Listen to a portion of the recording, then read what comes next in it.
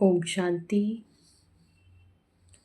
आज हम बाबा के 6 फरवरी के 1969 के महावाक्य सुनेंगे।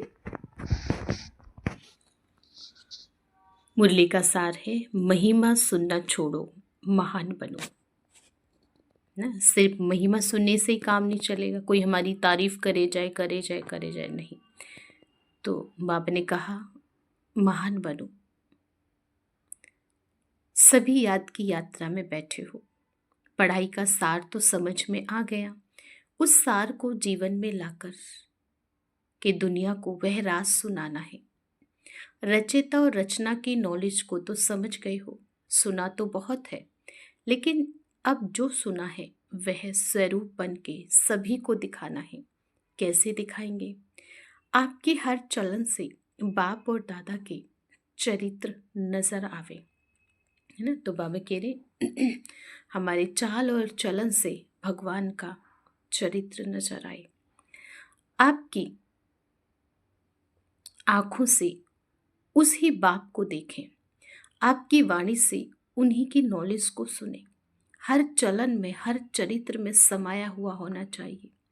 सिर्फ बाप के चरित्र नहीं, लेकिन बाप के चरित्र देख बच्चे भी चरित्रवान बन जाएं, ऐसा बनना है। आपके चित्र में उसी अलौकिक चित्र को देखें जो देवताओं वाला चित्र है। देवताओं में कितनी कशिश होती है, आंखों में, मुख में, हर कर्मेंद्रियों में उनके पवित्रता झलकती है। वो परमात्मा प्यार, वो परमात्मा का चरित्र दिखाई देता है।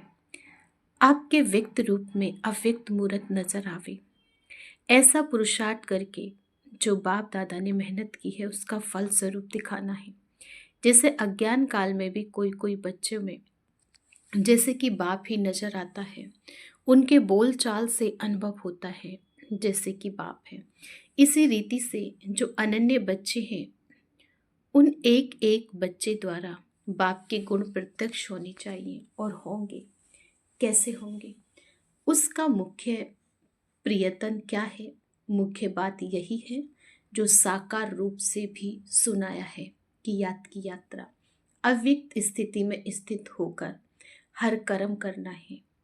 अब तो बच्चों को बहुत सामना करना है, लेकिन समझ साथ है, इसलिए कोई मुश्किल नहीं है। सिर्फ एक बात सभी को ध्यान में रखनी है कि सामना करने के लिए बीच में रुकावट भी आएगी। सामना करने में रुकावट कौन सी आएगी मालूम है? देह अभिमान। देह अभिमान तो एक मूल कारण है, लेकिन सामना करने के लिए बीच में कामना विघन डालेगी। कौन सी कामना? मेरा नाम हो, मैं ऐसा हूँ, मेरे से राय क्यों नहीं ली, मेरा मूल्य क्यों नहीं रखा। यह अनेक प्रकार की कामनाएं सामना करने में विघन रूप में आएंगी। यह याद रखना, हमको कोई कामना नहीं करनी, सामना करना है। अगर कोई कामना की तो सामना नहीं कर सकेंगे। और अव्यक्त स्थिति में महान बनने के लिए एक बात जो कहते रहते हैं वह धारण कर ली तो बहुत जल्दी और सहज अव्यक्त स्थिति में स्थित हो जाएंगे। वह कौन सी बात है? हम अभी मेहमान हैं, क्योंकि आप सभी को भी वाया सूक्ष्म वतन होकर घर चलना है। हम मेहमान हैं, ऐसा समझने से महान स्थिति में स्थित हो जाएंगे। मेहमान के बजाय जरा भी एक शब्द में अंतर कर लिया तो गिरावट भी आ जाएगी। वह कौन सा शब्द? मेहमान समझना है, लेकिन महिमा में नहीं आना। अगर महिमा में आ गई तो मेहमान नहीं बनेंगे, मेहमान समझेंगे तो महान बनेंगे। है जरा सा अंतर, है ना, जरा सा अंतर है। महान और मेहमान, जरा सा बाबा बोलते मेहमान और महिमा, लेकिन जरा सा अंतर है। अवस्था तो बहुत नीचे ऊपर कर देता है। तुम सभी को ज्ञान कौन सा देते हो? त्रिमूर्ति का। जैसे त्रिमूर्ति का ज्ञान औरों को देते हो, वैसे अपने पास भी 3 बातों का ज्ञान रखना है। 3 बातें छोड़ो और 3 बातें धारण करो। अब यह 3 बातें छोड़ेंगे तभी स्वरूप में स्थित होंगे, सर्विस में सफलता भी होगी। बताओ कौन सी 3 बातें छोड़नी है जो सर्विस में विघन डालती, वह छोड़नी है। एक तो कभी भी कोई बहाना नहीं देना। दूसरा, कभी भी किससे सर्विस के लिए कहलाना नहीं। तीसरा, सर्विस करते कभी मुरझाना नहीं। बहाना, कहलाना और मुरझाना, ये तीनों बातें छोड़नी। और फिर कौन सी बातें 3 धारण करनी है? त्याग, तपस्या और सेवा। यह 3 बातें धारणा में चाहिए। तपस्या अर्थात याद की यात्रा, और सर्विस के बिना जीवन नहीं बन सकती। इन दोनों बातों की सफलता त्याग के बिना नहीं हो सकती। इसलिए 3 बातें छोड़नी है और 3 बातें धारण करनी है। अगर इन तीनों बातों की धारणा हुई तो क्या बन जाएंगे? जो आपका गायन है ना, वही स्वरूप बन जाएगा। यहाँ आबू में भी आपका गायन है। किस रूप में, कौन सा रूप में यादगार है? तपस्या के साथ साथ और कोई मुख्य रूप यादगार है? जिन्होंने दिलवाड़ा मंदिर ध्यान से देखा होगा उन्हें याद होगा। जैसे तपस्वी हैं तो त्रिनेत्री भी हैं। तपस्या के साथ साथ याद त्रिमूर्ति की है। तो जैसा यादगार है त्रिनेत्री का, ऐसा बनना है। तीसरा नेत्र कौन सा है? ज्ञान का। ज्ञान का तीसरा नेत्र ही यादगार के रूप में दिखाया है। तपस्वी और त्रिनेत्री, तीसरा नेत्र कायम होगा तभी तपस्वी बन सकेंगे। अगर ज्ञान का नेत्र गायब हो जाता है तो तपस्या भी नहीं कर सकती। इसलिए अब त्रिमूर्ति शब्द को भी याद करके धारणा में चलेंगे तो वह बन जाएंगे। जो शक्तियाँ व गायन है, जो प्रभाव है, वह देखने में आएगा। अभी गुप्त है। अभी तक शक्तियाँ गुप्त क्यों हैं? क्योंकि अभी तक अपने स्वयं, अपनी सर्विस और अपनी श्रेष्ठताएं अपने से ही गुप्त हैं। अपने से ही गुप्त होने के कारण सृष्टि से भी गुप्त हैं।